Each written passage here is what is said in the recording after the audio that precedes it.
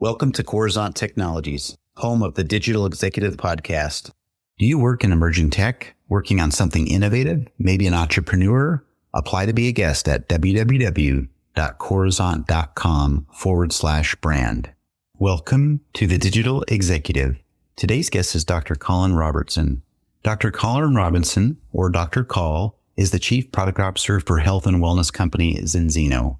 Dr. Col is an environmental physiologist with a PhD in exercise physiology who helps translate cutting-edge sports science into practical strategies for athletes, adventurers, and everyday health seekers. For more than 2 decades, he has helped shape health strategies and standards for organizations worldwide, including Europe Active, UK Active, and the National Health Science.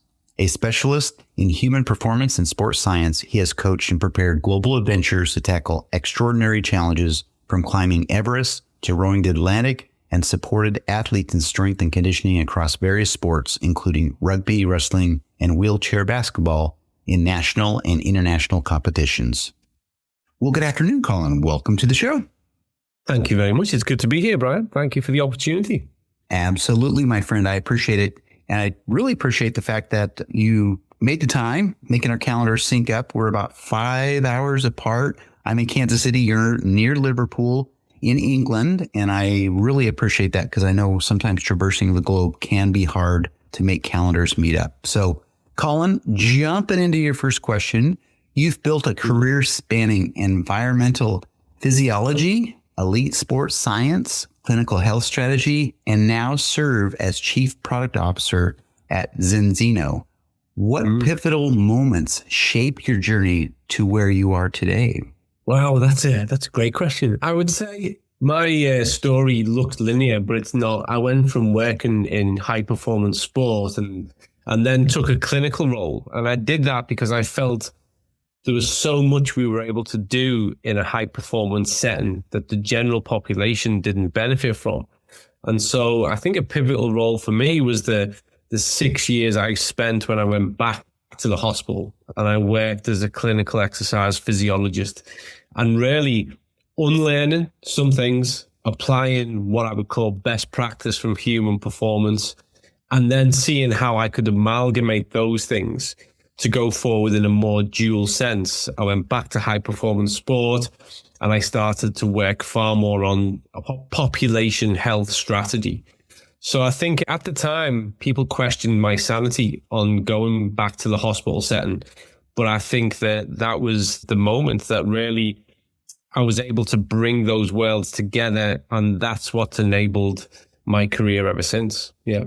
That's awesome. I really appreciate that. And sometimes you find more or you unleash more doing something more diverse in your career, changing it up, as they say. But what you did is really bring that elite and high performance physiology and that background together with your clinical together to make really something great. And so I appreciate that background, honestly. And Colin, as Chief Product Officer at Zenzino, how do you translate rigorous sports science and clinical research into practical, scalable health products for everyday consumers? Well, I guess that's where it's kind of been coming together. So just to maybe add a little bit, I'd worked in high performance sport. I was working in Premiership football. I was working with Olympic athletes, decided to go back and work clinically. And I did that because I was confident we could do rehabilitation better, whether you were rehabilitating from a chronic disease, musculoskeletal, whatever it was. And then that real deep end learning of complex pathology, when I went back to sport, I felt like I had a clearer, broader understanding of the research context, everything from the worst conditions to optimizing human conditions.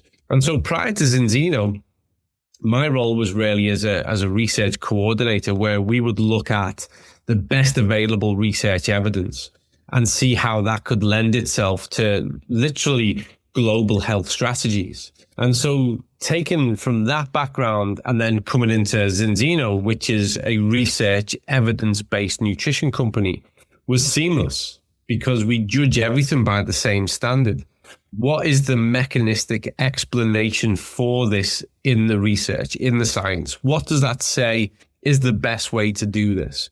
And then you interpret that, you apply that. There's always a technical aspect when you're trying to produce a food supplement.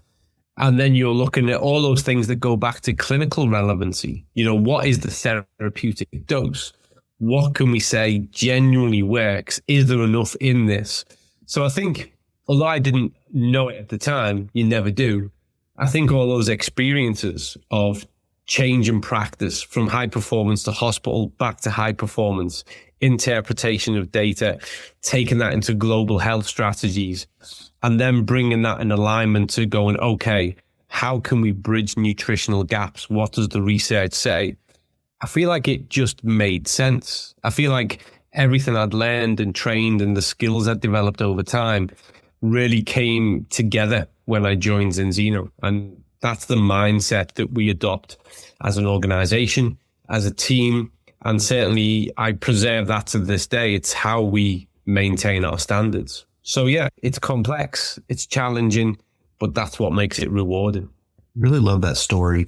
You start out, again, working with athletes, high performance, that area of professional football, Olympic athletes, and then going back into that clinical setting where there's a huge research context, as you talked about, and then going back to high performance and really, again, melding the best of both worlds there.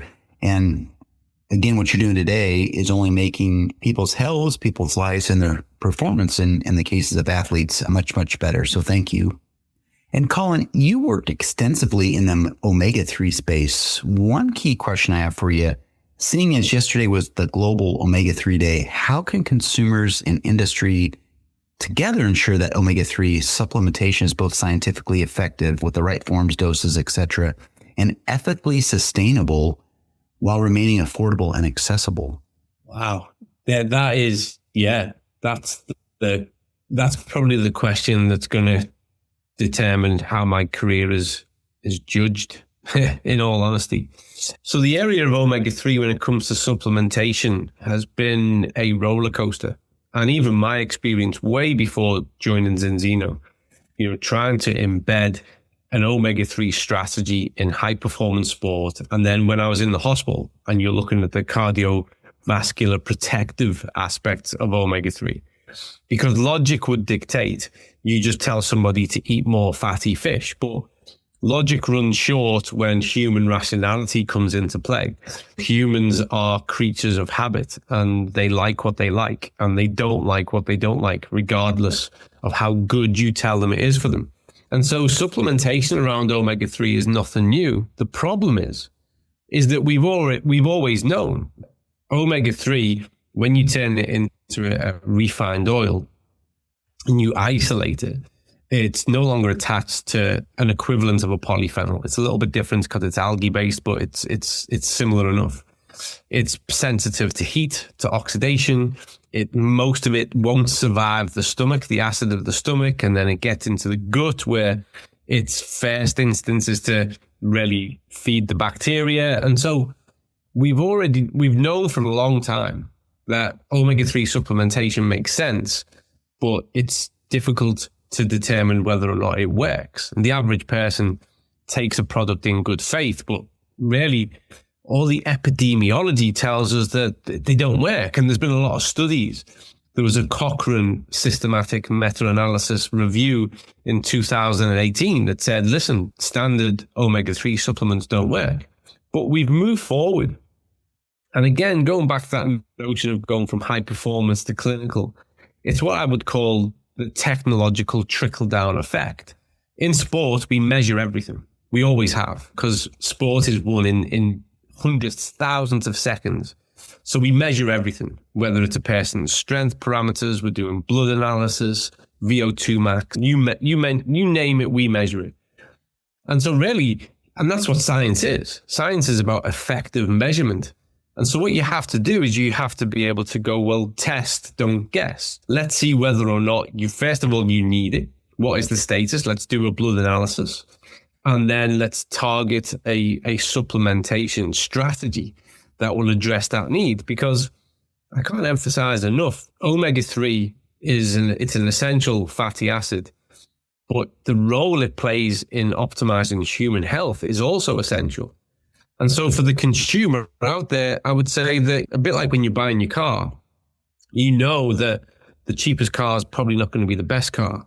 And you also want to have certain guarantees in place with regards to how efficient, how safe, everything you'd want to know about that car. Take that mindset and apply it to your supplementation.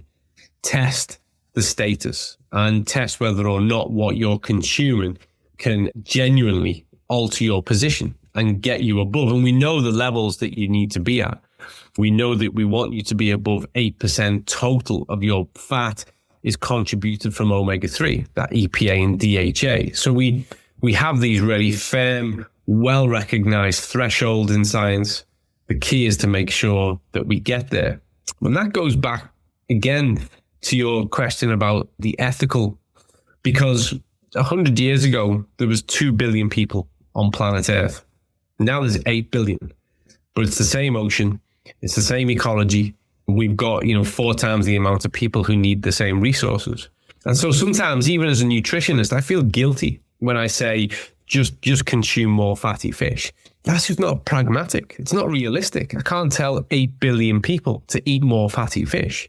And so what we have to look at, and certainly how we judge ourselves, is are we prioritizing investing and supporting the most ethical fishing standards? And can we certify that? And also our investment in the future. Because the reality is we take the omega-3 from the sea algae and we take it from the fish because the fish consumes the sea algae. We need to eliminate that step. We need to rely less on the fish and more on the clean cultivation of the algae, because that gives us sustainability. It gives us ecology, and it's also far more ethical. The technical aspect of that at the moment is developing, but we are hot on the pursuit.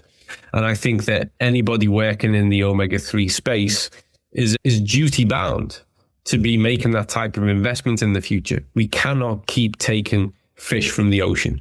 It's essential for human health. It optimizes human health, and there is a cleaner, more ethical way to do it.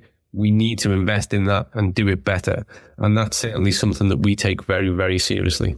Thank you. I appreciate that, Colin. You talked about this omega-3 supplementation. It's very important. As you said, for humans, it's an essential fatty acid that we need.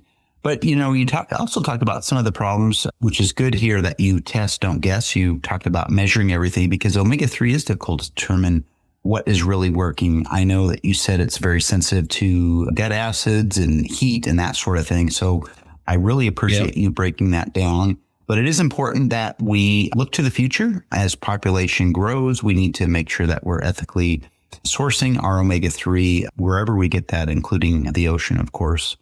And Colin, the last question of the day here, as we look ahead, how do you see the future of health, performance science, and personalized wellness evolving over the next decade? And what breakthroughs excite you most? Oh, yeah. I think we've embraced the idea of measurement. And I really enjoy that because, as I said a moment ago, science is all about measurement. It's how we can accurately measure something and then determine what is the best case given what we know. And whether it's wearable tech, most people will have a smartwatch they either wear every day or they use it for when they're exercising or physically active. For us, we are still campaigning a lot to take those kind of blood measurements where we can analyze things really at a deeper biological, physiological sense. But I think that the future of this is going to be that we can do that in less invasive means. I think that the same way that we've shifted gut measurement from taking fecal samples to now we can take really in-depth blood analysis that gives us a biochemical insight rather than just what's there. We can see what's actually happening now. And I think as we move forward, our technology will advance to the extent where we can take those measurements by other means. Currently, there's a lot of work around infrared. There's a lot of work around salimetrics, taking salivary samples. And I think it's really exciting because, you used a word that's really provocative and I enjoy it, individualization. We have these guidelines that can guide us and lead us to better health, but there's a huge amount of individual variance. And I think for far too long, whole industries really have given far too generic advice. And I think that we are now on the very threshold of a new dawn of giving people hyper-individualized guidance based on real world measurement. And we're making that measurement easier and easier, more convenient, more at home. And that's what excites me. I think that there's breaking the narrative of one cap fits all, empowering people to have better health based on their terms, their needs. I think we really are we've already commenced. We've come a long way. But I think what's around the corner is way more exciting. I think we are going to literally change global health statistics by making it matter on a personal level. And so that's really what I'm hoping to spend the rest of my career on, playing a part in achieving. That's awesome. And we talk a lot about technology and smart tech here, health tech type devices and platforms, including AI. But you talked about that smart tech is key, using tech for those less invasive measurements, right? You talked about biochemical insights, salometrics, and with the technology and this really, I guess, refined or advanced measurements, we're able to really hyper individualize, as you said, specific nutritional plans for everybody, making it very personal, which in the end makes the person a tad more healthy for sure, knowing that we can just get very specific to a particular human. So thank you. I really appreciate that. And Colin, it was such a pleasure having you on today, and I look forward to speaking with you real soon. Thank you very much, Brian. I enjoyed it. Thank you so much. Have a good day. Bye for now.